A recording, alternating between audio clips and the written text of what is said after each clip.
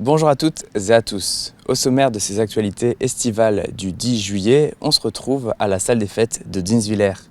Il y a quelques jours, les élus de la Comcom se sont retrouvés pour un conseil communautaire, avec notamment à l'ordre du jour la présentation des travaux à la gendarmerie. En fin de journal, on vous parle de la grosse fête à Niederbronn, la fête de l'artisanat, mais tout de suite, on revient sur le gros événement Reichshofen en fête, c'était la 11e édition.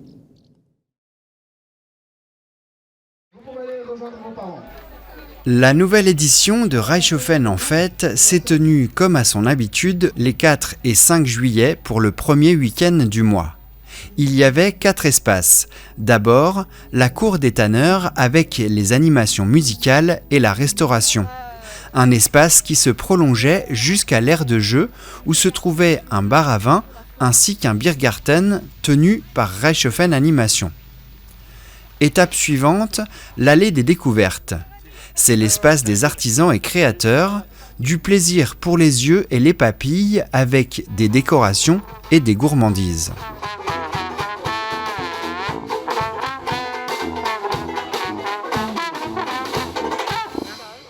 On arrive ensuite au Royaume des enfants. C'est ici que se trouve le départ des jeux proposés par le Conseil municipal des jeunes de Reichshofen et le réseau d'animation intercommunal.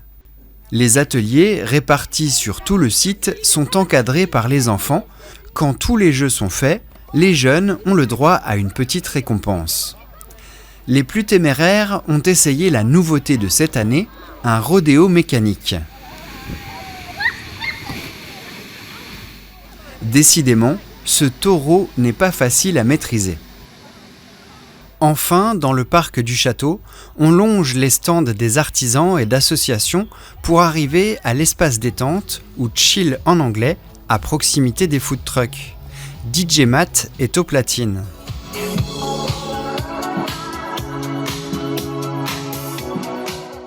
Devant le château, samedi soir, il y avait le concert de Patchwork Tribute avec les sons des légendes du rock, le tout accompagné d'un show laser.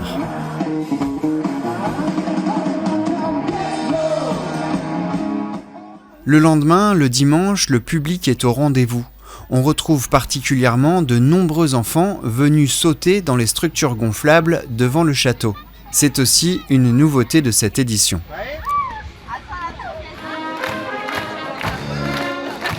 Enfin, sur la scène Cour des Tanneurs, l'association Évidence fait suite au groupe folklorique de Hunspar et termine le week-end avec des démonstrations de hip-hop et de zumba.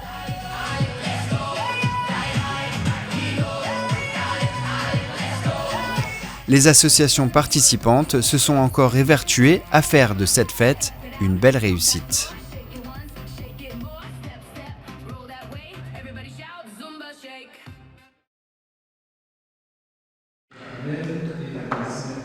Dernier conseil communautaire avant la pause estivale. Au sommaire de la séance du 29 juin à Dinswiller, les élus ont créé une dizaine de commissions thématiques, avec à chaque fois un représentant dans chaque commune. Il y a notamment les commissions communication et marketing, culture et patrimoine, finances et ressources humaines ou encore les services à la personne. Ensuite, dans les affaires financières, un point sur les repas pour les périscolaires. Actuellement, Dupont Restauration est le prestataire en charge de ce service.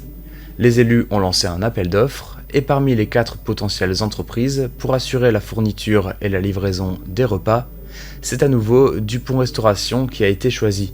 Les tarifs pour les familles ne vont pas augmenter et pour info, cela représente environ 80 000 repas par an.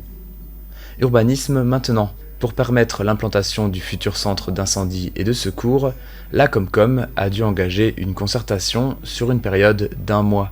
L'objectif était de recueillir les observations, puis d'en faire un bilan lors du conseil communautaire. Aucune observation n'a été formulée. La présentation de fin de conseil concerne la réhabilitation de la gendarmerie intercommunale de Niederbronn-Reichshofen. C'est l'occasion de faire un point sur les travaux prévus à l'intérieur et à l'extérieur du bâtiment. Donc nous avons ici la création d'une nouvelle entrée pour les familles. Et puis au niveau de l'entrée côté brigade, il y a un nouveau portail pour les véhicules qui va être mis en place. Ici, l'objectif est d'aménager les combles pour augmenter la surface de travail des gendarmes. Il y aura une salle opérationnelle, un bloc sanitaire et de nouveaux bureaux. Le rez-de-chaussée sera séparé avec une aile victime et une aile police judiciaire pour éviter que les victimes et les auteurs se croisent. Quant au sous-sol, il y aura un accès extérieur réservé aux gendarmes, un espace pour le stockage et les archives, des espaces techniques et une zone vide qui va être isolée thermiquement. Un nouveau logement supplémentaire va être créé. La DGS fait aussi le point sur le calendrier des travaux, avec 3 phases prévues de janvier 2026 jusqu'à juin 2027. Les quelques photos présentées à l'issue permettent de voir où en est le projet. Le montant des marchés engagés s'élève à un peu moins de 1,2 million d'euros TTC.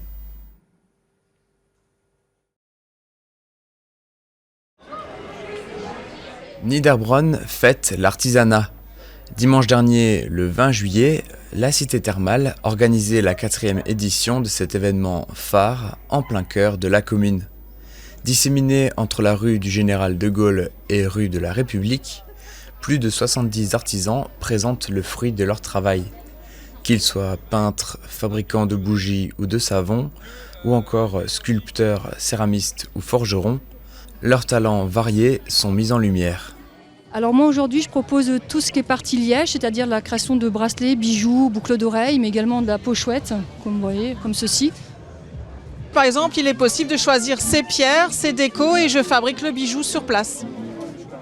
Actuellement des boucles d'oreilles comme on peut le voir, des petites fleurs qui s'appellent Jeanne, qui est la grand-mère de ma mère. Donc voilà, j'ai décidé d'appeler la collection Jeanne. Et j'ai d'autres collections qui sont exposées ailleurs. Moi, je travaille la faïence, donc c'est une sorte d'argile qui permet de confectionner des objets en terre cuite. Donc je suis une potière, mais une potière qui ne fait pas de pot, qui ne fait pas de bol, qui ne fait pas de vase. Je fais des boutons, des bijoux et des cœurs. Des cadres, des nichoirs, des objets de décoration, voilà, divers et variés, avec des vieilles portes d'armoire également, quoi.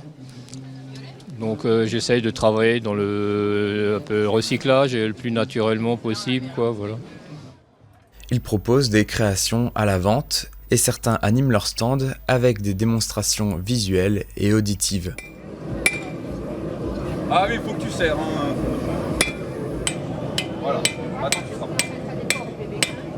Avant tout, ces exposants partagent avec le public leur passion pour l'artisanat.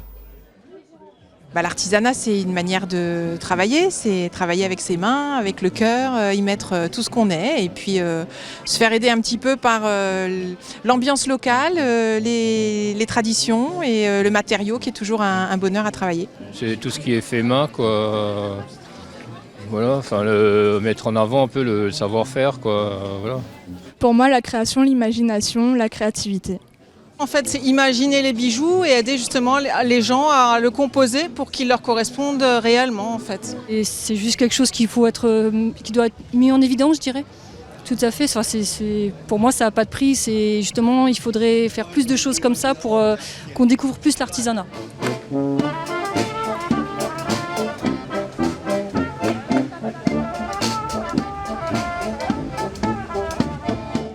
En plus, les spectateurs pouvaient profiter de nombreuses animations, comme des déambulations, des concerts, et pour les enfants, le festigeux, c'est-à-dire un espace avec plein de jeux ludiques.